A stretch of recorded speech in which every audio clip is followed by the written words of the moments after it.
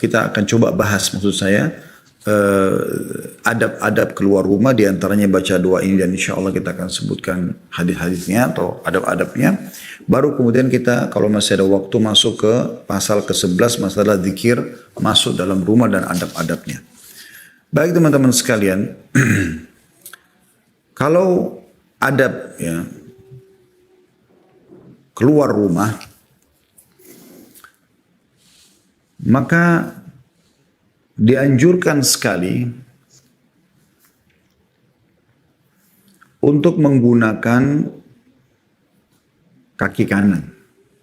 Mulai aktivitas dengan kanan. Karena dinukil bahwasanya Nabi SAW sangat suka dengan menggunakan sisi kanannya.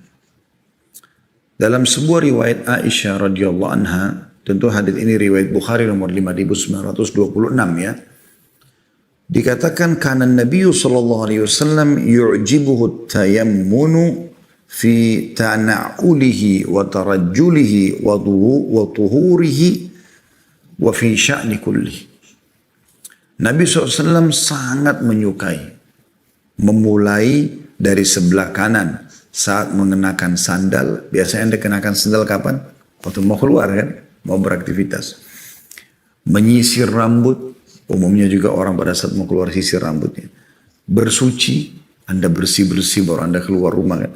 Dan juga dalam segala urusannya. Dan ini hal yang mendasar yang harusnya difahami tentunya. Karena memang keluar dari rumah adalah hal yang baik.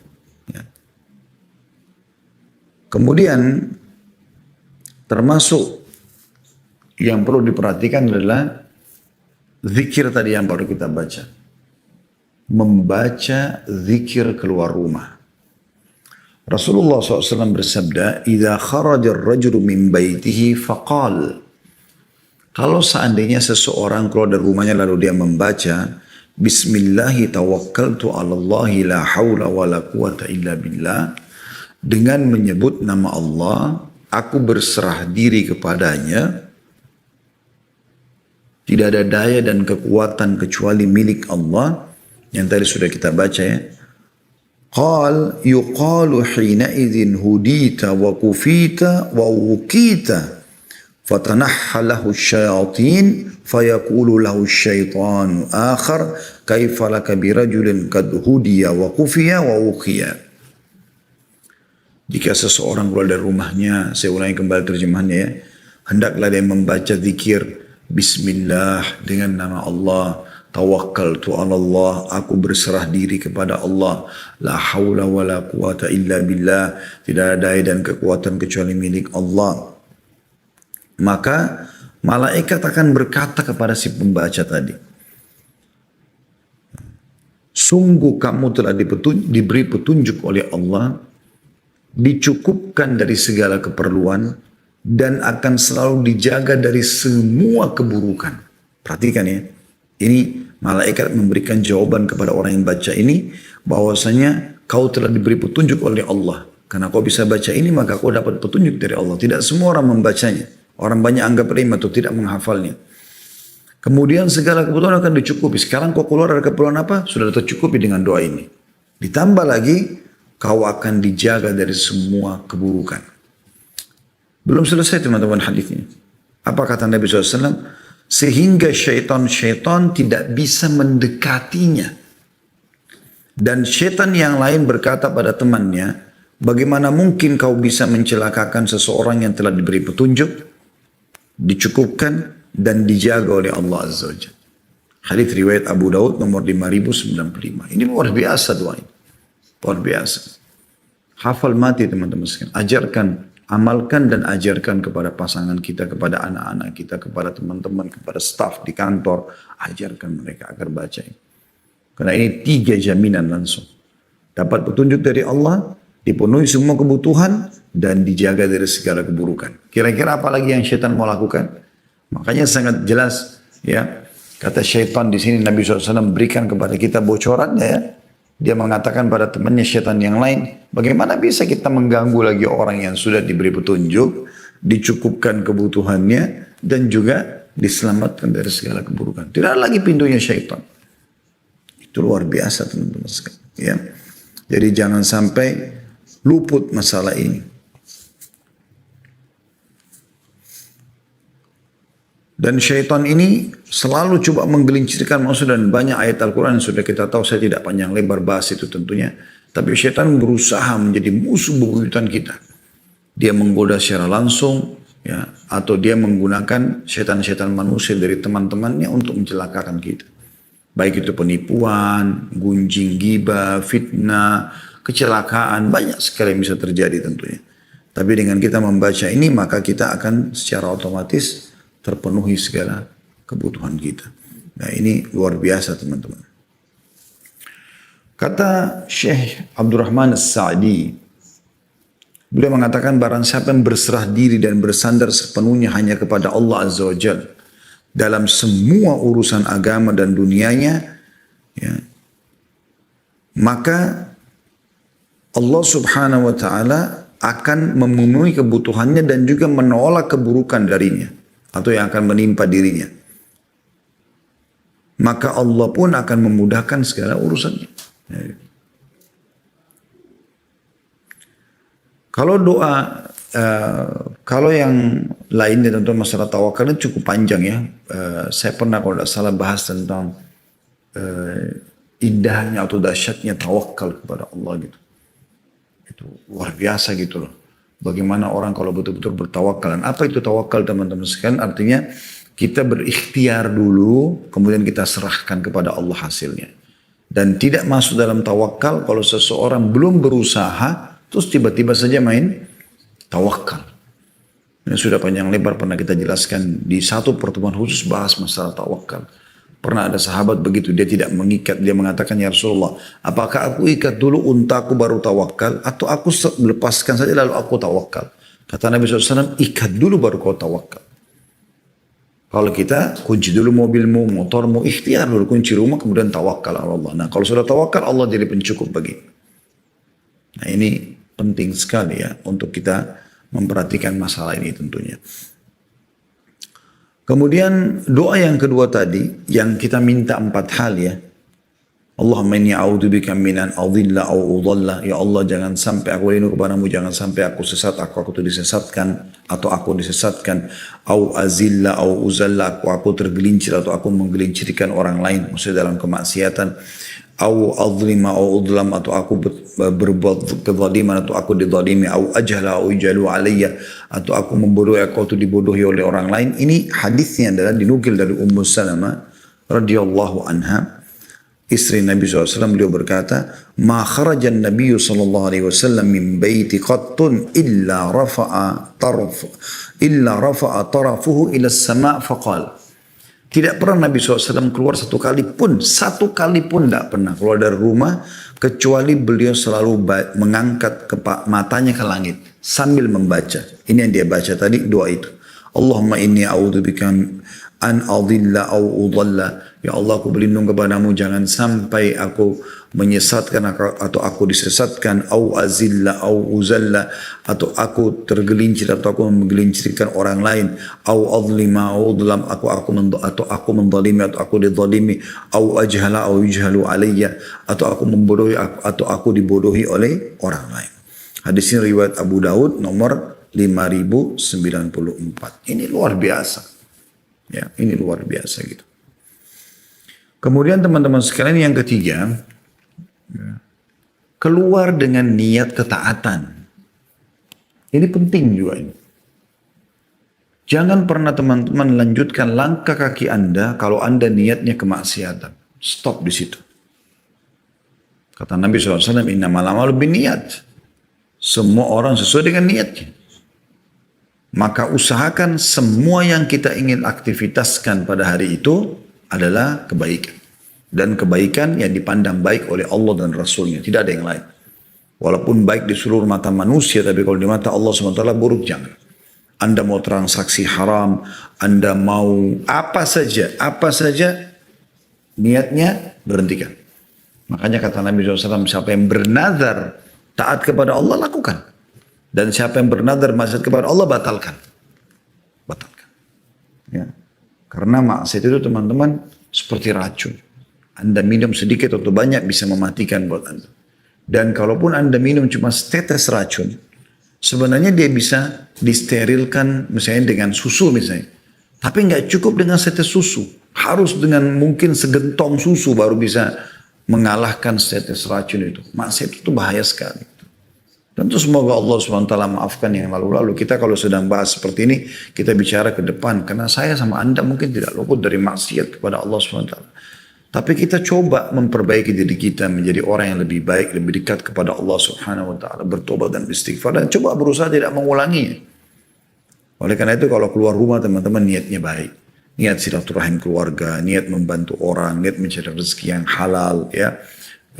Niat menjalin ukhuwah, niat kegiatan sosial, apalah ya, kegiatan sosial lain, niat sholat berjamaah di masjid, niat apalah jenguk orang sakit, banyak kebaikan-kebaikan. Kapan berbau kemaksiatan tutup, nggak usah, ya, karena bisa saja Anda lakukan ternyata Allah tutup hidup Anda dengan itu. Semoga Allah jaga kita tentu. Yang keempat teman-teman, menutup aurat. Ini juga tidak kalah penting. Ini adab dalam Islam. Ya. Menutup aurat bagian daripada perintah agama. Baik laki-laki maupun perempuan. Ya. Allah Subhanahu wa ta'ala berfirman. Tentu ini ayat ini lebih banyak fokus kepada wanita. Tapi kan tentu laki-laki juga sama. Karena Nabi SAW juga menutup auratnya dan memerintahkan kaum laki-laki juga. Tapi ayat ini misalnya, karena ini banyak yang terjadi pada kaum wanita ya, mereka berpikir tidak perlu tutup aurat. Nah, mungkin syaitan bisikin kalau dia bercermin, oh tutup aurat itu apa sih? Nah, apa kok, ya, nggak penting, bukan wajib. Toh yang penting saya sholat misalnya. Ya, padahal sebenarnya setiap muslimah, walaupun dia belum tutup auratnya, kalau dia pakai mukena pada saat lagi sholat misalnya, pastikan dia pakai mukena. Kalau nggak sah sholatnya. Dia bisa rasakan secara fitrah ketenangan jiwa. Gak mungkin. Orang kalau pakai jilbab sudah itu, ada seperti pelindung benteng yang sangat kuat. Subhanallah ini dibuat pengakuan oleh orang-orang non-muslim di Amerika. Anda bisa lihat cuplikannya di YouTube ada. Yang coba diajak, kalau tidak salah di Inggris atau di Amerika salah satu ya. Saya pernah cuplikannya itu, beberapa wanita lewat, orang kafir tidak ngerti apa-apa, disambut oleh beberapa anak-anak muda muslimah. Mereka berijtihad, mereka coba gitu kan. Berusaha, mereka datangkan jilbab baru segala macam. Lalu mereka bilang, mau nggak kalian tes ini, coba gitu. Maka ada di antara mereka yang mampir mau coba. Kemudian ditanya tanggapan. Pada saat mereka pakai, ada yang sampai terharu menangis. Baru disentuhkan kain saja tutup gitu. Tapi umumnya jawaban mereka unik gitu. Pada saat mereka jawab, hampir sepakat semua mengatakan, ada yang mengatakan saya seperti berada di sebuah benteng yang sangat kuat. Ada yang mengatakan saya merasakan ketentraman. Padahal kain. Allah SWT pencipta Anda yang menyuruh itu. Jadi kalau ada bisikan syaitan, musuh kita semua. Yang mengatakan kalau pakai jilbab nanti kelihatan tua, nanti kelihatan jelek. Ini waswas syaitan, wahai saudariku. Lawan. Harus dilawan. Karena dalam hadis yang lain kata Nabi SAW, syaitan itu ya, wanita itu aurat. Kapan dia keluar, dia akan dipantau oleh syaitan. Istashrafaha syaitan. Itu orang Arab mengatakan bahasa ini artinya seperti orang kalau mau lihat jarak jauh dia taruh telapak tangannya di atas matanya. Nah seperti itu. Jadi begitu syaitan melihat wanita tidak keluar, dipantau sama dia, dilihat, nah ini target utamanya. Jadi tutup aurat saja masih bisa tergoda, bisa menggoda, apalagi kalau tidak. Pernah diadakan juga penelitian oleh beberapa anak muda. Saya lihat cuplikan di Amerika ya, ada di YouTube tentunya. Saya tidak ingat nama channelnya, mohon maaf, tapi saya sepintas waktu itu lihat. Ada seorang wanita dipraktekin jalan pakai jilbab. Subhanallah, sepanjang jalan ada kamera bersama dia, ada seseorang di depannya jalan pakai kamera. Ya, tapi kamera itu tersembunyi sehingga orang tidak tahu. Temannya jalan di depan pakai kamera, nyorot ke belakang, perempuan di belakangnya pakai jilbab jalan. Tidak ada satupun orang yang mengganggunya. Tidak ada satupun orang yang mengganggunya. Bahkan subhanallah ada dipraktikin dua muslim, satu perempuan, satu laki-laki. Coba mau melihat bagaimana sih respon masyarakat Amerika dengan wanita yang berjilbab gitu kan. Pas dia pakai jilbab, temannya datang lalu tiba-tiba tarik jilbabnya, lalu mengatakan, kau kenapa pakai jilbab di sini? Kau ini merusak apalah segala macam. Ternyata orang-orang non-muslim pada berdiri membela dia. Kuasa Allah subhanahu wa ta'ala. Gitu kan? Kuasa Allah subhanahu wa ta'ala. Mereka cuma praktek saja sebenarnya. Cuma contoh. Wanita yang sama dicuplikan yang sama tadi sebelumnya ya.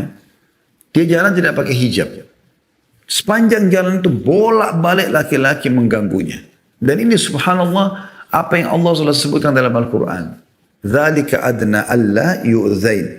Itu tujuannya supaya mereka tidak diganggu. Kita dengarkan ayatnya. Teman-teman bisa buka surah Al-Ahzab. Surah nomor 33 ayat 59. Surah nomor 33 ayat 59 bunyinya a'udzubillahi minasyaitonirrajim ya ayyuhan nabiyyu qul li azwajika wa banatika wa nisa'il mu'minina yudnina 'alaihinna min jalabibihin dzalika adna an yu'rafna fala yu'dzaina wa kana Allahu ghafurur rahima. Wahai Nabi sallallahu alaihi wasallam, Nabi Muhammad SAW, katakanlah kepada istri-istrimu, anak-anak perempuanmu dan istri-istri orang beriman, ya, mukminah semuanya, muslimah semuanya, hendaklah mereka mengulurkan jilbabnya ke seluruh tubuh mereka, dari rambut sampai ke kakinya. Yang demikian itu agar mereka lebih mudah dikenal. Oh, orang tahu ini muslimah, dan muslimah itu kesannya pasti baik. Begitu ada orang pakai jilbab melakukan satu perbuatan yang senonoh aja, atau orang langsung bilang, ih kok bisa ya pakai jilbab? Langsung orang begitu. Karena pakaian ini ada kesuciannya sendiri. Lalu kata Allah SWT, ya, itu agar mereka lebih mudah dikenal dan mereka tidak diganggu. Memang tidak diganggu orang berjilbab. Apalagi kalau sudah sampai lebih jauh bercadar. Orang juga mau perkosa dia berpikir ini cantik gak sih? Gitu. Tertutup, Allah SWT jaga. Dan Allah maha pengampun lagi maha penyayang. Artinya kalau memang orang pernah dulu tidak tutup auratnya sekarang baru mau sadar silakan. Lagian muslimah, umurmu berapa? Kau tunda-tunda tutup aurat, apa manfaatnya? Pujian orang kah? Teman-teman kita kadang-kadang tidak renungi. Ya, pujian orang itu hanya sepanjang lidahnya. Kau cantik ya, kau gagah ya, kau seksi ya, kau inilah. Sepanjang lidahnya. Lalu apa? Badan anda tambah gemuk? Bertambahkah timbangan badan anda? Berototkah tiba-tiba anda? Bertambah pintarkah anda? Gak ada sesuatu. Kecuali yang muncul hanya kesombongan, muncul perasaan bangga lebih dari orang lain, makin memamer aurat, atau kita bahkan jatuh di tangan orang yang memuji itu. Mungkin dia memang ingin menikmati tubuh kita misalnya. Mungkin memang dia ingin sesuatu dari kita, maka dengan pujian itu kita jatuh di cengkraman dia. La haula wala quwata illa billah. Maka ini perlu diperhatikan teman-teman sekalian. Kemudian teman-teman sekalian, selain menutup aurat, ya, juga yang perlu Anda perhatikan. Tentu menutup aurat itu berarti yang keempat tadi ya. Jadi yang pertama saya ulangi kembali, bagaimana kita mendahulukan kaki kanan ya, karena ini amal baik. Kemudian yang kedua niat yang baik ya, niat yang baik supaya niatnya benar. Atau mungkin ya, itu yang ketiga tadi ya. Yang kedua membaca doa, kemudian yang ketiga niat yang baik, yang keempat menutup aurat ya. Kemudian yang kelima teman-teman sekalian, usahakan. Jadi jangan berhenti berdoa ya. Pada saat Anda sudah tiba di satu tempat. Ini yang poin setelahnya ya. Yang kelima kurang lebih. Anda usahakan baca doa ini. Ini penting sekali. Ya. Yaitu sabda Nabi SAW. Kalau sudah sampai kantor, sampai rumah keluarga, silaturahim, sampai ke rumah sakit, sampai ke swalayan, kemana saja. Ya. Apa kata Nabi SAW? Man nazala manzilan, thumma qal, siapa yang tiba di sebuah tempat, kemudian dia membaca, awal sekali, sebelum beraktivitas di tempat itu. A'udhu bi kalimatillahi tammati min syarri ma khalaq. Yang artinya, aku berlindung dengan kalimat-kalimat Allah yang sempurna dari setiap kejahatan yang diciptakan. lam yadurruhu syai'un hatta yartahila min manzilihi dzalik. Dipastikan kata Nabi SAW, ya, tidak ada satupun makhluk yang bisa membahayakannya hingga ia pergi dari tempat tersebut. Ini luar biasa. Luar biasa. Dan ini hadis sahih riwayat Muslim nomor 2708. A'udzu bikalimatillahi tammati min syarri ma khalaq. Pendek. Aku berlindung dengan kalimat-kalimat Allah yang sempurna dari semua keburukan yang telah diciptakan. Ya. Anda dijamin tidak akan ada yang ganggu pada saat itu. Selain tadi doa kita sudah tawakal kepada Allah, sudah dilindungi, ini tambah lagi doa itu. Saya pernah awal mendengarkan hadis ini, waktu masih awal kami tiba di Madinah. Ya, subhanallah. Waktu itu duduk sama teman-teman, terus kami diskusi bicara tentang masalah ini ya. Kemudian nukil seorang syekh. Subhanallah saya lupa namanya. Karena itu saya masih kelas 3 SMA awal tahun 1993 waktu itu. Kalau salah. 92, 93 gitu. Kemudian ada seorang syekh dinukil oleh teman kami. Saudara dekat saya fillah karena Allah SWT Muhammad Rahili hafidhahullah, sahabat dekat saya Dr. Muhammad Rahili di Madinah, beliau adiknya Dr. Sulaiman Rahili. Beliau mengatakan dinukil dari seorang ulama, saya lupa nama beliau siapa, kalau bukan Syekh bin Baz atau ulama yang lain gitu, yang mengatakan saya selama 40 tahun ya, saya selama 40 tahun tidak pernah sama sekali, dia bilang ya, diganggu oleh apapun setiap turun di sebuah lembah. Karena selalu saya baca doa ini. A'udzu bikalimatillahi tammati min syarri ma khalaq. Dan satu waktu setelah 40 tahun itu pernah saya lupa sekali. Maka kaki saya disengat oleh kalajengking. Baca doa ini teman-teman sekalian. Subhanallah saya ingat dulu tuh masih SMA juga di Madinah. Awal kami pelajari doa ini. Ada satu guru kami dulu mengajarkan doa-doa. Subhanallah saya juga sudah terlupa nama beliau waktu itu.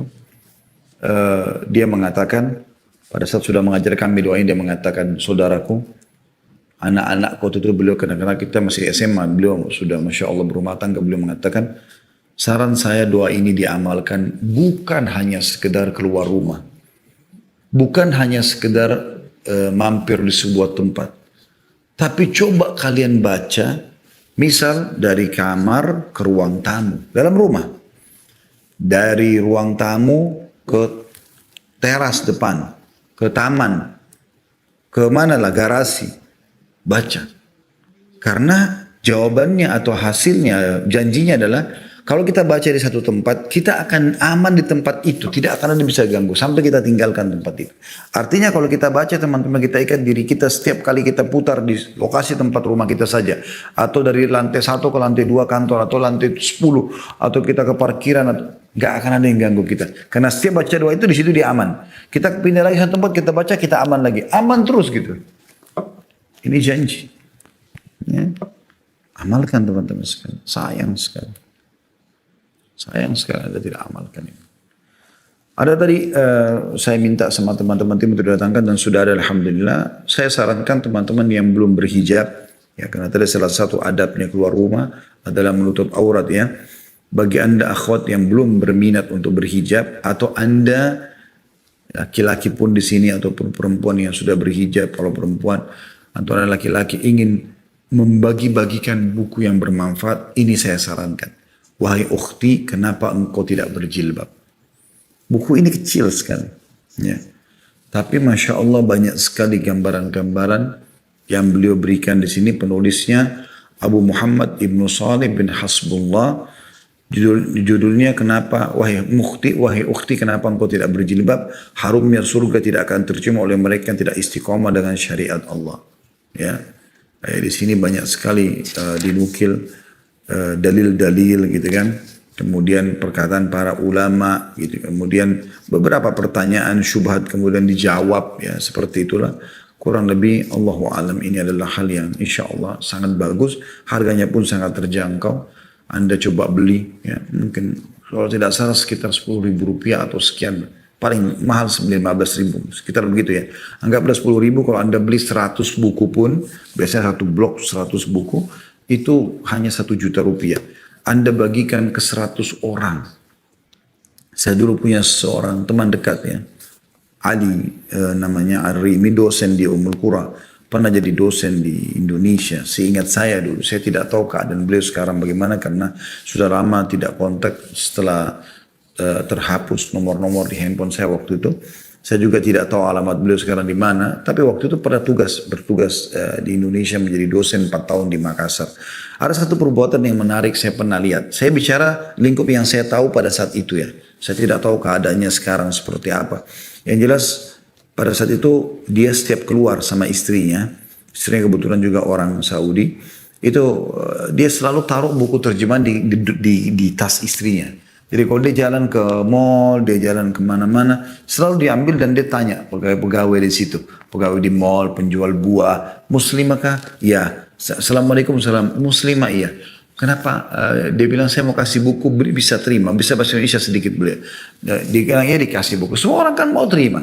Anggaplah teman-teman dari 100 orang yang 100 buku Anda kasih, 1 orang saja dapat hidayah. Apa kata Nabi SAW? Kalau seseorang kepada Ali bin Abi Thalib pada saat pembebasan Khaybar, hai Ali bin Abi Thalib, majulah dengan tenang menghadap benteng musuh, lalu tawarkan mereka Islam, lalu kalau mereka nolak, tawarkan mereka putih, kalau mereka nolak, lalu perangi mereka, ya. Dan ketahuilah Ali, kalau ada 1 orang menjadi sebab dia mendapatkan hidayah, kau jadi sebabnya, maka lebih baik daripada humurun ni'am. Humurun ni'am itu puntah merah, artinya sebuah pahala yang sangat besar yang Allah janjikan di situ. Ya. Ini teman-teman sekalian keluar rumah. Dan berikut adab yang sempat kami susunkan. Mungkin kalau teman-teman pernah baca ada yang lain daripada itu, maka itu insya Allah hal yang bagus untuk ditambahkan ya. Kemudian saya juga ingin tambahkan tadi, selain doa yang Anda pada saat turun di sebuah tempat baca a'udzu bikalimatillahi tammat min syarri ma khalaq, jangan lupa juga ini bisa ditambahkan di poin setelahnya ya. Yaitu setiap kali Anda mau berdiri jangan lupa baca kafaratul majlis. Misalnya habis meeting ya, ini kan sering teman-teman mungkin di Japnas yang sekarang lagi hadir, pengusaha-pengusaha Masya Allah, Anda mungkin tidak luput dari meeting, hampir setiap hari mungkin meeting. Maka pada saat mau bubar habis meeting, habis apalah, briefing pun, atau apalah yang Anda lakukan misalnya, ya, atau teman-teman bukan ikuti kita, guru habis mengajar, murid-murid habis belajar, mungkin habis makan keluarga di meja makan, atau duduk ngobrol teman-teman, baca. Kata Nabi SAW, siapapun yang berdiri dari sebuah majlis, kemudian dia baca subhanakallahumma bihamdik, maha suci engkau ya Allah, segala puji bagimu, asyhadu an la ilaha illa ant, aku bersaksi tidak Tuhan yang berhak disembah kecuali engkau, astaghfiruka wa atubu ilaik, aku bertobat, beristighfar dan bertobat kepadamu. Ini mirip dengan doa selepas wudu yang kita belajar yang lalu ya. Kecuali akan dimaafkan kesalahan-kesalahannya yang telah terjadi di saat dia duduk tadi. Mungkin ada kita salah ucap, mungkin kita ini, itu, ada dosa, maka dimaafkan dengan itu. Baik teman-teman sekalian, ini adalah pasal ke-10 zikir ketika keluar rumah. Sekarang kita masuk ke pasal ke-11 dan kita tutup dengan ini, zikir ketika masuk rumah. Ketika masuk rumah. Beliau mengangkat, saya di sini sebuah doa ya. Doa itu bunyinya, Bismillahi walajna, wa bismillahi kharajna, wa ala rabbina tawakkalna. Dengan nama Allah kami masuk, dengan nama Allah kami keluar, dan hanya kepada Rabb kami bertawakal. Kemudian mengucapkan salam kepada keluarganya. Yang diriwayatkan oleh Abu Dawud di jilid 4 halaman 325. Dan Ibnu Baz, Syekh bin Baz rahimahullah berpendapat bahwa sanad hadis ini atau hadis tersebut adalah hasan dalam Tuhfatul Akhyar halaman 28. Dan dalam hadis sahih disebutkan apabila seseorang masuk rumahnya lalu berzikir atau mengingat dan menyebut Allah ketika masuk rumah dan ketika makan, maka syaitan akan berkata kepada temannya sesama syaitan, tidak ada tempat tidur malam dan tidak ada makan malam bagi kalian. Diriwayatkan Imam Muslim nomor 2018. Ya. Jadi yang pertama teman-teman sekalian, kalau kita bicara masalah adabnya, ya, masalah adabnya, maka kita coba susunkan. Yang pertama, Anda pada saat mau masuk ke dalam rumah, ya, kalau Anda sudah berumah tangga misalnya ya, maka beritakan kepada keluarga. Ini Allahu alam yang menurut kami adab yang pertama. Karena Nabi SAW mengingatkan dalam banyak hadisnya ya, janganlah seseorang di antara kalian pada saat datang dari safar atau dari luar lah, gitu kan, masuk ke dalam rumahnya kecuali dia sudah memberitakan kepada keluarganya. Dalam riwayat lain, agar istrinya sempat menyisir rambutnya dan mencukur bulu kemaluan, maksudnya membersihkan kemaluannya. Ya, apalagi terutama Anda kalau lagi safar, datang dari safar, mungkin lama tidak ketemu dengan istri, kemudian tiba-tiba Anda datang ke rumah, jangan buat kejutan dalam masalah ini. Tidak boleh buat kejutan teman-teman. Oh saya buat kejutan, saya datang tiba-tiba, jangan. Tidak perlu buat kejutan. Karena Islam tidak membolehkan kita membuat kejutan. Karena ini malah kita dianjurkan untuk memberitakan. Ini penting, memberitakan itu. Ya, kan lebih baik kita datang dari safar, kita datang ke rumah, kita bilang sama istri, sayang saya akan tiba ya, saya akan datang ya, saya akan begini. Kan bagus ya. Mungkin dia juga akhirnya mandi, dia sikat gigi, dia siapin makanan yang hangat. Kan enak disambutannya begitu daripada kejutan-kejutan deh. Tiba-tiba bangun ternyata rambutnya berantakan ya. Bajunya kotor, mungkin anak lagi tidur sama dia, ngompol sana sini. Tapi kan kalau kita beritakan kan bagus, ya. Ini kalau punya keluarga, ya, Anda beritakan. Imam Ahmad rahimahullah bahkan menitikberatkan masalah itu ya. Ya, beliau mengatakan hendaklah seseorang kalau mau masuk ke dalam rumahnya, maka dia berdehem atau dia menepuk-nepukkan kakinya. Sampai seperti itu ya, untuk memberikan peringatan. Jadi bukan buat kejutan. Walaupun dia sendiri pun dia seperti itu. Ya. Di dalam sebuah hadis ya, Nabi SAW dinukil agar kita, maaf ini adab yang pertama dulu. Adab yang kedua teman-teman sekalian. Adab yang pertama tadi adalah memberitahukan dulu. Adab yang kedua adalah membaca doa mau masuk, yang tadi kita baru bahas ini ya. Membaca doa, ya, mengucapkan salam gitu kan, pada saat mau masuk ke dalam rumah. Baik ada orang di rumah atau tidak ada orang di rumah. Ya. Hadisnya Jabir bin Abdullah radhiyallahu anhuma. Beliau mengatakan bahwasanya Nabi SAW bersabda, "Idza dakhala ar-rajulu baitahu fa dzakara Allah 'inda dukhulihi wa 'inda ta'amihi qala asy-syaitan." Kalau seseorang masuk ke dalam rumahnya, kemudian dia menyebut Allah. Doa masuk rumah tadi. Bismillah kharajna wa bismillah dakhalna wa bismillah kharajna wa rabbina tawakkalna misalnya. Ya. Jadi dengan nama Allah kami masuk, dengan nama Allah kami keluar dan kepada Allah lah kami bertawakal. Ya. Atau dia membaca salam. Assalamualaikum warahmatullahi misalnya. Ya. Kemudian juga pada saat dia makan, dia membaca bismillah. Apa yang terjadi? Qala syaitan. Maka syaitan berkata pada teman-temannya di sekitar rumah itu. Anda cuma bilang assalamualaikum warahmatullahi wabarakatuh. Walaupun tidak ada orang ya. Apalagi kalau ada orang. Jadi ini maknanya juga tidak ada kejutan tadi. Tiba-tiba buka pintu diam-diam. Tiba-tiba datang. Ya. Jangan buat kejutan. Lebih baik dalam kondisi mereka siap menerima kita. Ya. Kalau tidak ada orang pun, kalau kita salam maka kita keberkahan. Allah SWT mengatakan dalam surah An-Nur itu, sebagai tahiyyah min indillah, sebagai kata sambutan yang baik dari Allah. Ucapkan salam. Wasallimu ala anfusikum, kata Allah. Salam buat diri kalian sendiri. Maka syaitan akan berkata pada teman-temannya, kalau kita salam, kalau kita baca doa, kita masuk rumah, pada saat kita makan, kan biasa orang masuk, makan, minum ya, baca bismillah, apa yang terjadi? Syaitan berkata pada teman-temannya di sekitar rumah Anda itu, la mabita lakum wala asya. Gak ada tempat nginap buat kalian malam ini, dan tidak ada makan malam buat kalian. Bayangkan. Jadi yang sering digambarkan oleh sinetron-sinetron film, pocong bisa keluar dari kuburan, kemudian tembus tembok, bohong. Dusta besar. Nggak ada itu. Siapa di antara anda yang pernah kedatangan pocong minta minum dan makan? Ini perusakan akidah. Wa na'udzubillah. Nggak ada itu. Dan dalam hadis ini menjelaskan tidak ada ceritanya mereka bisa tembus tembok. Nggak bisa. Nggak bisa masuk. Nggak ada tempat nginap buat kalian. Allah jaga rumah itu. Nggak bisa. Dalam riwayat lain bahkan Nabi SAW mengatakan syaitan tidak akan bisa membuka pintu ditutup oleh pemiliknya. Panci yang ditutup oleh pemiliknya. Nggak mungkin syaitan bisa buka, nggak bisa. Kalau bisa maka habis semua makanan kita. Ya. Kalau bisa syaitan masuk dirusak, syaitan kan rusak, kotor. Dia rusak semuanya. Nah ini harus diluruskan. Maka syaitan di sini buat pengakuan, nggak ada tempat nginap, nggak ada juga makan buat kita malam ini. Cari rumah yang tidak ada doa, tidak baca bismillah pada saat makan.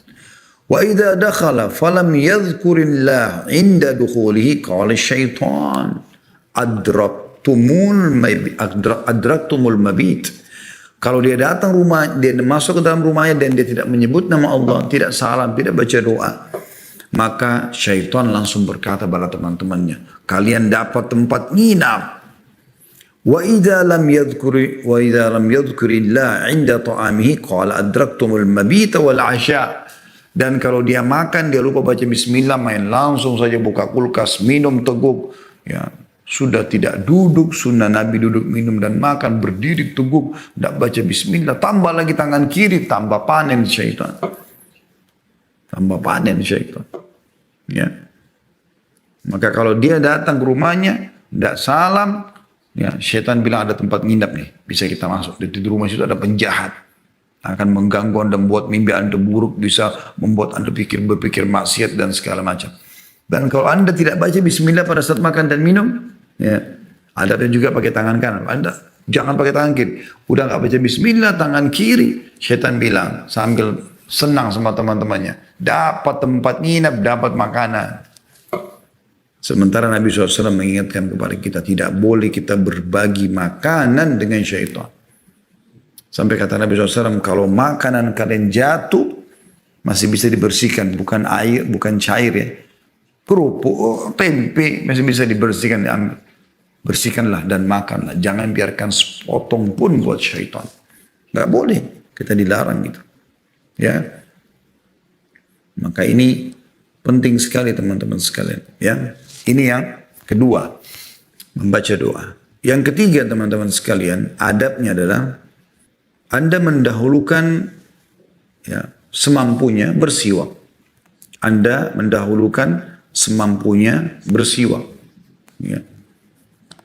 Karena Nabi SAW dikatakan tidak memasuki rumah beliau kecuali beliau sudah bersiwak. Tentu kalau tidak ada siwak, ya. Misal contoh, ini siwak kan sebenarnya untuk mewangikan mulut ya. Contoh seorang suami masuk ke dalam rumah. Walaupun Anda lagi kangen sama istri, walaupun Masya Allah istri sudah wangi, sudah cantik, Anda tertarik untuk menyentuhnya. Akhi, tenangkan diri dulu, masuk ke dalam rumah, termasuk sunnah Nabi SAW, selain salam, masuk dengan kaki kanan, Anda masuk kamar mandi dulu. Saya pribadi kalau masuk ke dalam rumah, saya langsung bilang sampai saya kamar mandi. Buka pakaian kita, apa susahnya sih teman-teman sekalian mandi yang bersih, pakai sampo, ya, pakai sabun, sikat gigi yang bersih, baru kita interaksi sama pasangan kita. Satu hal yang sangat dijaga oleh Nabi SAW. Setiap kali mau masuk rumah, bahkan beliau memerintahkan kita umatnya agar selalu bersiwak. Selalu, bukan sekali, selalu bersiwak. Ya. Siwak itu teman-teman untuk membersihkan gigi. Kalau kita sekarang sikat gigi kalau nggak ada kayu siwak ya.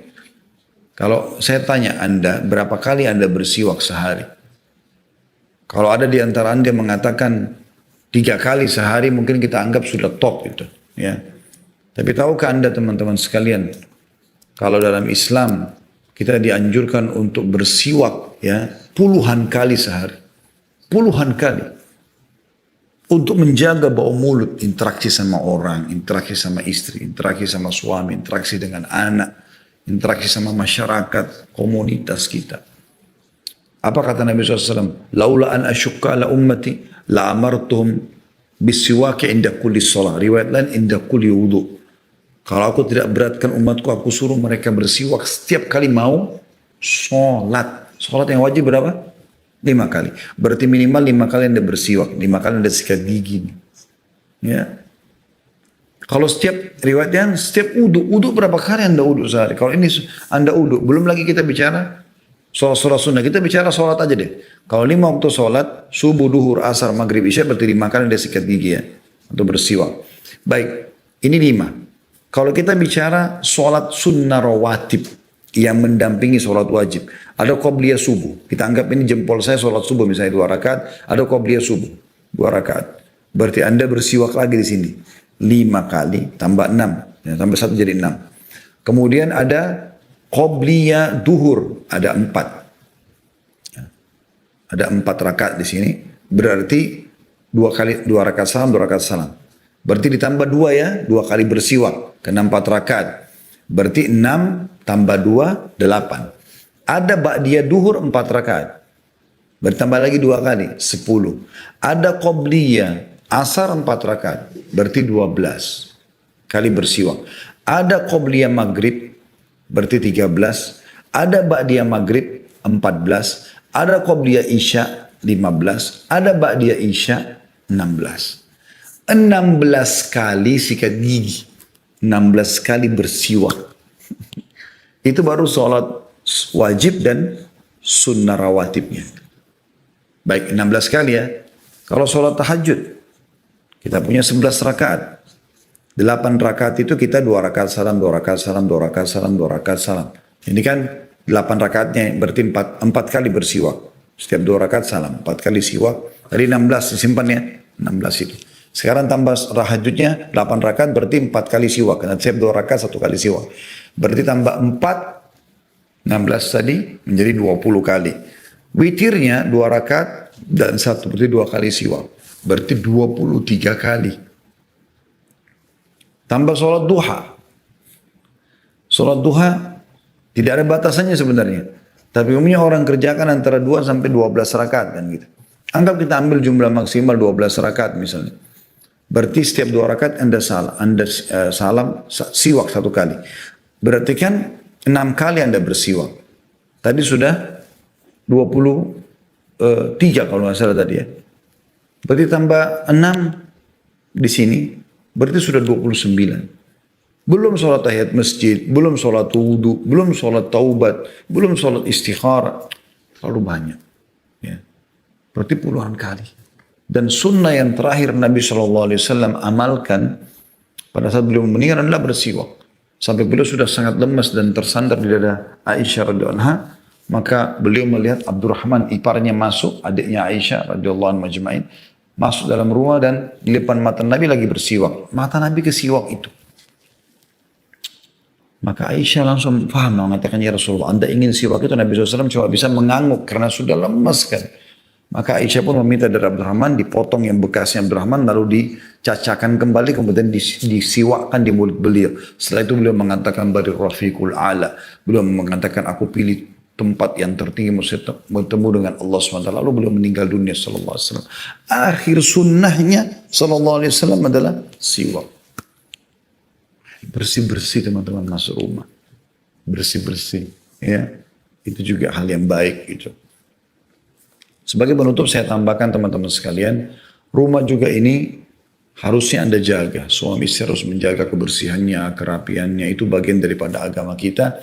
Dan syaitan tidak suka sesuatu yang rapi, yang bersih, yang wangi. Karena apapun yang Allah suka, pasti syaitan tidak suka. Dia bertolak belakang dengan Allah SWT. Apa kata Nabi SAW? Inna Allah jamilun yuhibbul jamal. Allah indah, suka dengan keindahan. Maka syaitan tidak suka dengan itu.